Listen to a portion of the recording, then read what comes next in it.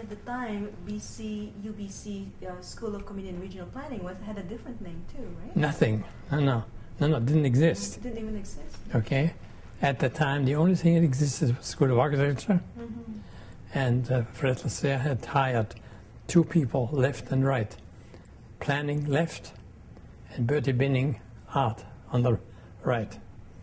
And these two were the offsprings of the School of Architecture. So when did the School of City and Urban Planning? No. Get the words straight. What were your words? We never used the word city. Okay. Okay. And I never did, well, it was called what it is today. Hasn't changed. From the very beginning, I insisted on three things. An independent professional school, dealing with the community of people, not city and not anything limited by law, and a community of people within its region, because by this time it was obvious that the Fraser River was a basin and not just a municipal boundary. So in order to overcome these limitations, from the very beginning it was called School of Community and Regional Planning. So when did that happened in 58. So roughly. And how did you found the Center for Human Settlements? That came in 76, after the UN met here. It's a legacy of the UN Conference on Human Settlements, #1 in 76. So what happened between the 50s and the 70s at SCARP? What were the... What would you like me to tell you?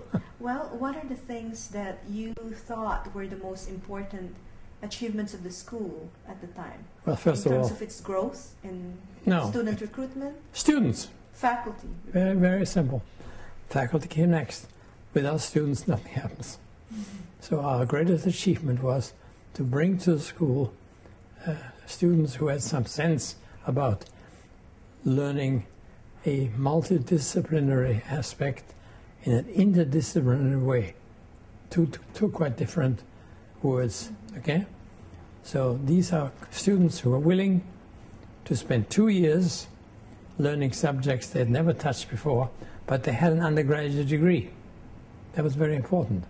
So that they were ready for graduate studies and read and learn without necessarily being totally held by the hand.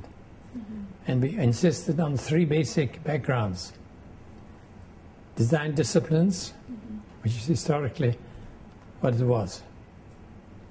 Okay. Natural sciences, because that's where we were, and that's how we had to manage. And social science. So we combined social science, natural science, and design disciplines as a background. The students had to have 1 of the 3 degrees. And after that, they could then branch out to the other 2 areas. So we tried to push forward those 3 disciplines: social science, natural science, life science, and where was this school housed then? Was it with the Faculty of Graduate Studies? Of course, always has been. Always has been. We were the first tenant, or the first member of Henry Angus's faculty. He treated us very, very well. He defended us against all marauders, and he taught me many things. One was relate and link with everyone, subservient to none. I understand that even before you founded the Center for Human Settlements, that personally you've also been involved in a lot of international work. Yes, that's another story. You want me to tell you about that? Yes. Okay. Particularly with the United Nations and the commission you were telling me before. That's right. I'd always been interested in the UN. My father already worked for the League of Nations, so I had some sense of what was happening. In addition, again, accident, the League of Nations survived in various tentacles. Yes. One of them was ILO, International Labour Office. Yes. International Labour Office took refuge in 1942 at McGill. Yes. So as I walked to the School of Architecture building at McGill, I passed by ILO and dropped in to say hello. So I knew from the beginning some of the ILO enterprises across the world. And I particularly made good friends with someone who was in Geneva called Ernest Weissman. Mm-hmm. Ernest Weissman is a real hero here. Mm-hmm. And he was a Dubrovnik raised Yugoslav who came to New York in '39 to build the Yugoslav pavilion of the International World's Fair. Stayed and then began to roam the world, particularly in terms of reconstruction. He was very much involved in the rebuilding, early rebuilding of Central Europe. Now, an interesting idea was this. In the winter of 45, 46, Yes. was bitterly cold and was the worst winter Europe ever had because it was destroyed. Yes. So the question was, what can you do to house these millions of refugees literally overnight? Yes. Well, Weissman said, nonsense. Can't do that. Prefabricated, much too late. Yes. Shipping lumber, what are you going to do with it? These guys don't know how to do it. So he and a man called Fritz Reiner invented a very simple program.